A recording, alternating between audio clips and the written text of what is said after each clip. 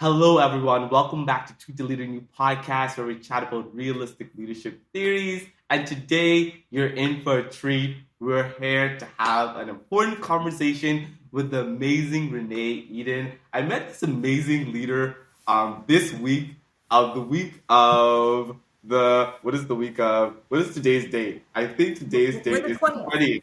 The 20th. So the week of the 16th of no October, not November, October. So Renee, Eden, Renee, how are you? Thank you for coming on to Tweet the Leader New podcast. I am doing great. It's Friday. I get to talk to you. And like you said, we met earlier this week and we just hit it off. And I just love your energy and I'm really happy to be here. Thank you so much, Renee. I really, like I said, we talked this week. I really enjoyed your conversation. There's something about emotional connection in the workplace that spot me on when we had that conversation. And I'm so happy that we're talking about this because I feel that it needs to be talked about, it needs to be addressed, it needs to be connected and approached into today's society, into today's working force and stuff like that. And so I'm really excited to talk to you. But before we get into the conversation, tell us about yourself and the work that you do. Yeah. Okay, well, my name is Renee Eaton. So check number one. I have been involved in leadership and team training for almost 18 years now. So a really long time. And on top of that, I've been an employee for, 20 plus some years now. So, and a human being. So at all of those levels, I have been very much involved in understanding emotions and engagement and what gets people kind of inspired to come in and do their work and to feel good when they leave it. Because as far as I'm concerned, if your work consistently makes you feel bad or worse than you started out the day when you reach the end of it, then that's not just a bad day, that ends up being a bad job. And when people end up in bad jobs in those ways, it makes it a lot harder to not only do great work, but feel great about yourself as you're going through and doing that and really reaching your potential. So what my focus is I look at the F word in the workplace. So most people are like, ooh, the F word. And it's not the one you think, but we probably use the bad one more often in our workplaces than we talk about feelings. And so I talk to people about the emotional culture of our workplaces. So what are people experiencing in their feelings and their emotions every day when they come into the workplace? And that includes the emotions that we feel are safe to express and the ones that we feel like we have to repress. So those ones that we have to hide, those ones that we can't show. And this is an area that is pretty much kind of overwhelmingly ignored in workplaces. We sweep them under the rug. We tell people it's business, it's not personal. We tell people to leave it at the door, and we cannot do that. That would be like taking a piece of yourself out and going in. So we're not terminators, we have to go about our work as emotional human beings. So that's what I work with teams and leaders and organizations. I love the work that you do, Renee. I feel like we need more of this in the workplace because I'm a passionate individual and I bring my passion into the workplace. And if my passion is burned out emotionally, sometimes I don't know if it's okay to share that, or sometimes if it's good to share that because sometimes, oh, they're too emotional. Oh, they cannot handle the job. Oh, they cannot handle the load of work or the task. Yes, they can handle the work, but balance is key in the workplace. And I'm going to start that question off. What does balance mean to you when you teach this approach to emotional connection? Yeah.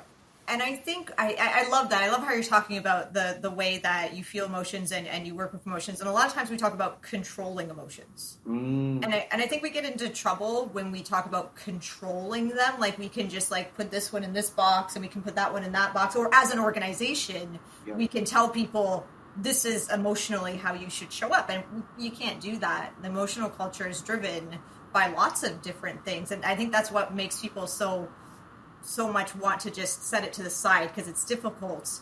You can't just like our vision and our mission, which would be cognitive culture, where we can just write them down and post them on a wall and be like, hey, this is how you should be. Emotions are very individual. But the thing is learning how to use them wisely.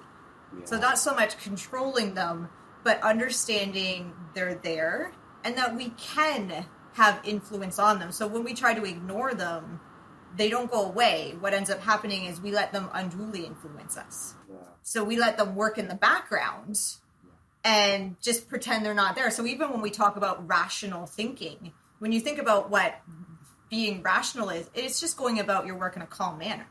Like, that's still an emotion. So even when we can't separate rational and emotional. They're two sides of the same coin, and we can utilize them that way. A lot of it comes down to just understanding that emotions are always going to have an impact on you. So can you recognize them? Can you understand the thoughts that are behind them? So a lot of times our emotions are swayed by just the stories we're telling ourselves, the beliefs we have, the thoughts we're having. So when we feel something, so for example, if we feel something like anger, which is a common emotion in workplaces, whether we're able to show it or not, generally people feel angry when they feel that they're being treated unjustly, or when they think that something's getting in the way of them being able to achieve a goal, or a boundary has been crossed for them. So when we can say to ourselves, oh, that's why I'm feeling angry, what is it that's making me feel like I'm being treated unjustly? And then we can assess that and go, oh, well, that actually really isn't the case. Like, when I think about it, the anger is going to start to go away a bit. Or if it really is the case, then we can take some action to address that, but we can do so clearly because we have it now clearly set out as to, I feel like you crossed a boundary with me, or I feel like you treated me in a way that I shouldn't be treated, or this is getting in my way here and I need it removed so that I can meet my goals. So it's just about really understanding emotions are data. So they're information that we can use in order to have better relationships, communicate better with one another, be more productive in the work we do. So it's just about building our recognition of them, being able to label them properly. A lot of times we just say, like, I'm feeling bad. Okay. There's a lot of emotions that could be assigned with feeling bad. So, like, what is it? Like, even anger. Are you feeling really angry, or you just feel like irritated? Like, there's a big leap between those. So the more granular we can get with our emotions, the more clearly we can understand what type of sway they're having on us. Oh, definitely. And I feel like that anger piece, a lot of people tend to keep anger into a colleague that they did something to them like 2 years ago. Yes. And that anger is still there. They haven't resolved that issue. What tip do you have for those type of employees or those type of managers who would do that to their employee, who would actually just not have that conversation and requires communication? Yeah, what would you say to that? Well, and things like that. Like, I love that you brought up that example, because I was just writing a blog this week on the idea of social rejection. And the fact is when we feel that we've been mistreated or we've been rejected from a group, which is sometimes why we feel angry, it's very long lasting. Our brains are actually programmed that we feel social rejection in the same part of our brain that we feel physical hurt. So if someone, the whole sticks and stones may break your bones, but words will never hurt you, that's a total lie, Like, those words hurt a lot. And we remember them a lot longer. So even just bringing up the memory of those instances can still cause just as much pain as the initial event took place. So this is why it's so important that we're very conscious of the feelings that we ourselves are feeling, because they'll impact us long term, but also our actions and how they may impact the people around us, because we are emotionally contagious beings. We pass emotions on to one another. So if I come into work and I'm in a pretty grumpy mood and I talk to you, Templeton, and you're watching me, what we end up doing is the whole smile, and they'll smile back at you.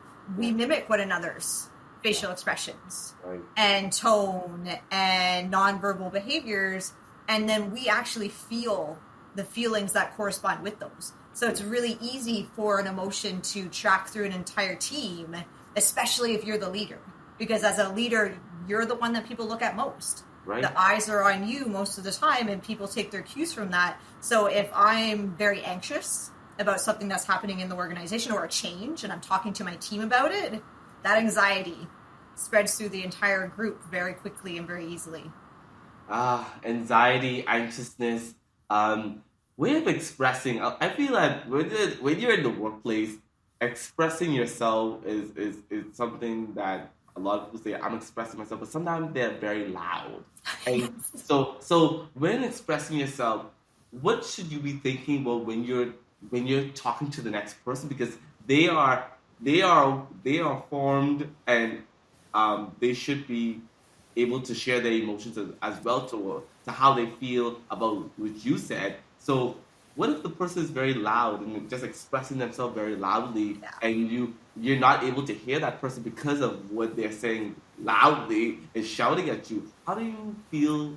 Yeah. Yeah, and that's just it, is that we all have an impact on one another, and when we talk about like expressing your emotions, we're not talking about like throwing them up all over everybody else, because like we said, like that's Yeah. it's overwhelming, right? And so each one of us has that responsibility as to what type of impact we're going to have. But that's not to say that we shouldn't be able to say, look, I'm getting frustrated because this seems to be taking too long or it's too difficult and it's impacting me in this way. Yeah. I'm not coming up to you and saying, hey, Templeton, all of this stuff that you're doing, it's just making me so angry, But if we can have a conversation about, I am feeling anger because these things are happening here. What can we do to work together to change that? And for the person that is shouting and you're on the receiving end of it, Yeah. I think the important part is in those moments is to be curious about what, not necessarily about, but getting to the underlying as to why they're feeling how they're feeling.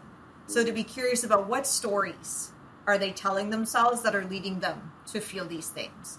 What are the needs that may be being unmet that is creating these types of intense emotions? Or what beliefs or values is that person holding that is causing them to react in this way? So curiosity to me is the most, and it also is an emotion, it's the most valuable tool or emotion that we can use, because it kind of takes us outside of ourselves so that we're not in the reaction mode. Yeah. What we want to do is be able to respond, Yeah. not necessarily react. So even being able to pause or take what, his name's going to completely shift by me right now. But he has a great book called Permission to Feel. It'll come to me later. It's Mark. I know his first name is Mark. But he calls it a meta moment. And it's just taking that pause to be able to go. Because if you're expressing, we'll go back to anger. If you're expressing a lot of anger at me, my default will be to mimic you. It will be to match what you're bringing at me. And now we're just both going to be angry at one another. But if I could take that meta moment to pause and be curious as to what's causing these feelings for you, not necessarily just to react, then we can better address that situation.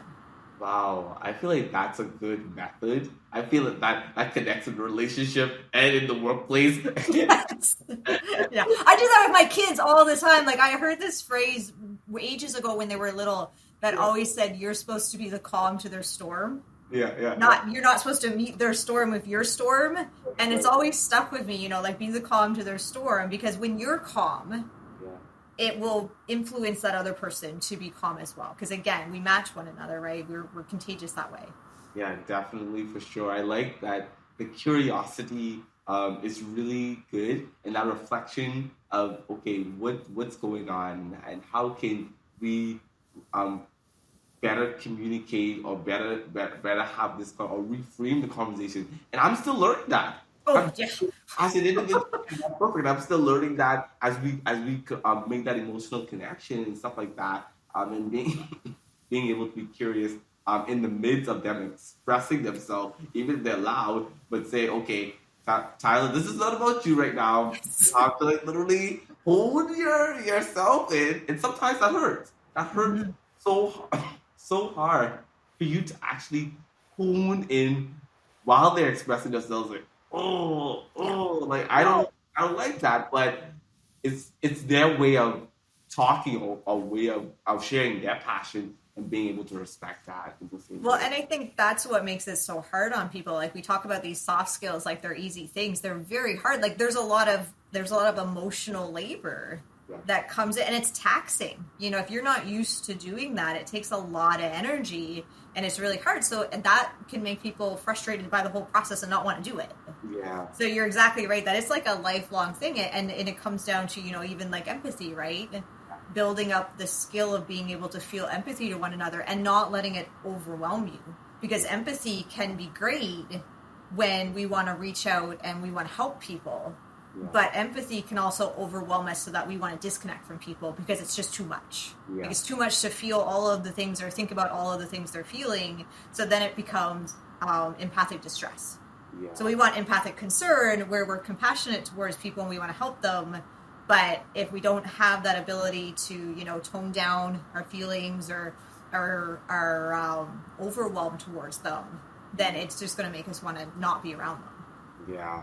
Wow. I'm curious, how can employers be open to this approach? What's your recipe when speaking to them about using this approach into their organization? Yeah. Well, one of the things that we do is we actually map the emotional culture. Yeah. So, you have lots of sessions where you see leaders and teams come together and they're like, okay, let's design our mission and our vision, or let's talk about what, values exercises that we're going to have in our organization. You see organizations run these, amongst all of the people where they get together and they map out, these are the values that are most important to us. What we want to do is we want to find the emotions that underlay the culture. So it could be, it's great to do it at a team level, because every team has a different emotional culture depending on the work that they're doing, but it can even be done at an organization-wide one. So you go in and I would run exercises with them to identify what are the top 5 emotions that you need to feel as a team to be most successful in the work that you're doing. So is it the fact that you need to feel supported or appreciated or included, or that your work needs to be fun due to the nature of what you do? And then what are the top 5 emotions that you're going to feel from time to time, but you don't want to feel too often because they're going to take away from the work. The thing is we know that it's not going to be, smiles and sunshine all the time in the workplace. Yeah. There are occasionally going to be emotions that we're going to feel that aren't so great, that can take away from our work. So what are the ones that are going to detract us from being our most successful? And then what we do is we say, hey, here's the ones that we need to be successful. What do we need to do to generate more of them?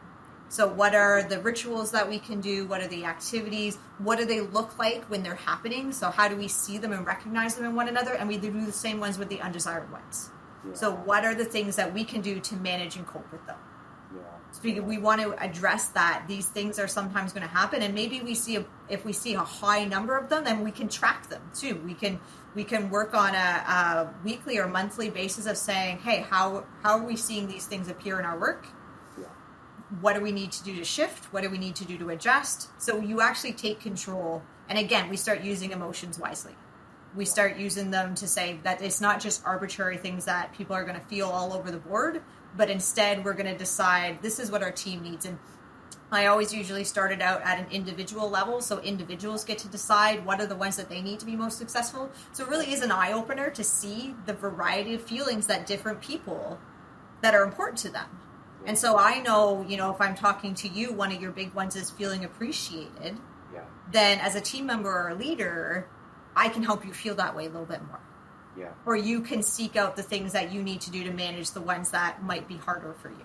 Yeah. I did this with my husband. And when he picked his undesired ones, I was like, oh, that's good. Now I know what the triggers are. Yeah.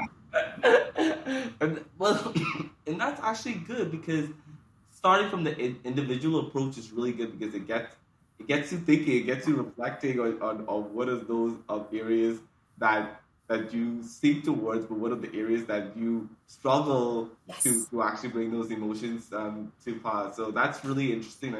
I really like that approach. It's really good. Yeah. What do we need to use the emotional connection approach in the workplace? Like that open-mindedness, I know is something, but also the welcoming atmosphere of experimenting or experiencing that approach in the workplace. Yeah. Yeah, a big part of it is, psychological safety, right? And psychological safety in the first place really comes from even having some of these conversations.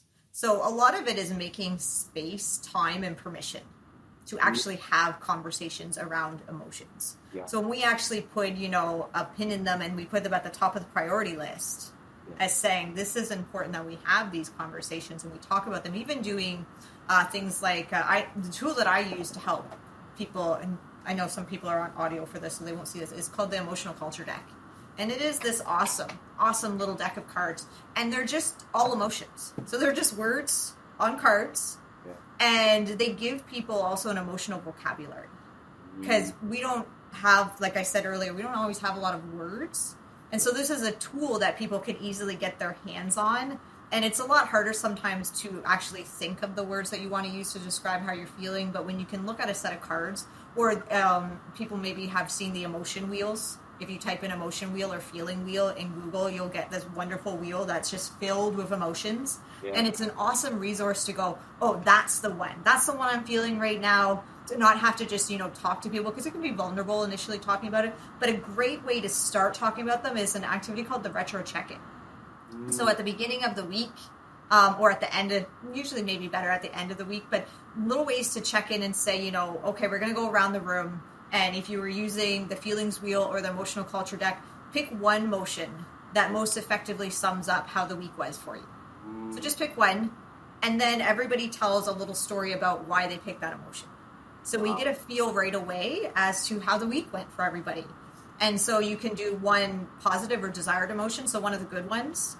And then you can also do one of what we might see as more of an undesired one. So, this is the emotion that kind of summed up the bad side of my week.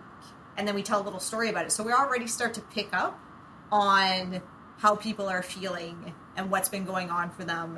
And we also start to understand maybe what their needs are or what their values are based upon those conversations.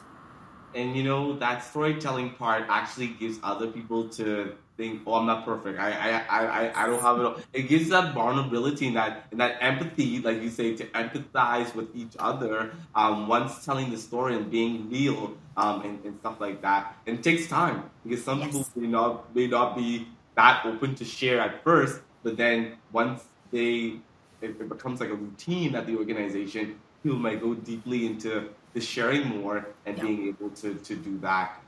That's so important. How will this approach affect productive workflow in the workforce? This is I think about that as well when connecting in an organization and being able to be so emotionally attached, emotionally connected with each other. How will this approach affect in a positive way productively in the workflow of the organization? Yeah. Well, emotions pretty much impact everything. So when you have a strong emotional culture, you see better teamwork, you see better communication, you see people who are more productive, you see people who are more creative and innovative. You see higher performance in organization. It impacts things like even your financial performance. So generally happier, more positive teams and organizations have higher financial performance. When you even talk about the concept of burnout. So when you look at the key aspects of burnout, overwhelm, cynicism and negativity, and a lack of feeling effective or having any accomplishments. Those are all feelings. Yeah. So even like the high levels of burnout that we're seeing in people right now are being driven by their feelings towards their workplace. So generally a more positive workplace is going to consistently be a higher performing workplace. Yeah. And it's going to be a workplace that has happier, more engaged people. Yeah. So when you're able to tap into those things and actually start using them in a way that's productive, you're going to see a better workplace, what I like to call a human-friendly workplace, one that meets the needs of both the business and the people. Yeah, I like that. That approach is really good, and it's really productive for sure. And I like that. I know that you share a time about using this approach with your husband, but share a time that you had used this approach personally, whether with I know you talked about your children. How did they react to this approach? And stuff like that. Yeah. My kids are 12 and 14. I have two girls. They have. I've used this. I as I said when we had our earlier conversation, I used this with my older daughter's basketball team last year. And it was a great exercise for them. And I think that really opened, my husband helps coach their team. And I really think that helped open his eyes towards emotions more so as well. He's an engineering leader, so engineers are notoriously, robots when they go about doing their thing. So I think it really opened his eyes towards it, and the girls really connected with it. My kids are probably sick of me talking about emotions. emotions because I'm always like, how did that make you feel? And what do you think you need to feel in this situation? But I see them taking it and using it later on. Like I see moments when they apply it and I'm like, okay, that's good. They're listening, even if they roll their eyes at me while I'm talking about it. But even in our work itself, like one of the things that like I used to do a lot of trade shows. So I used to go to, your typical business trade show events.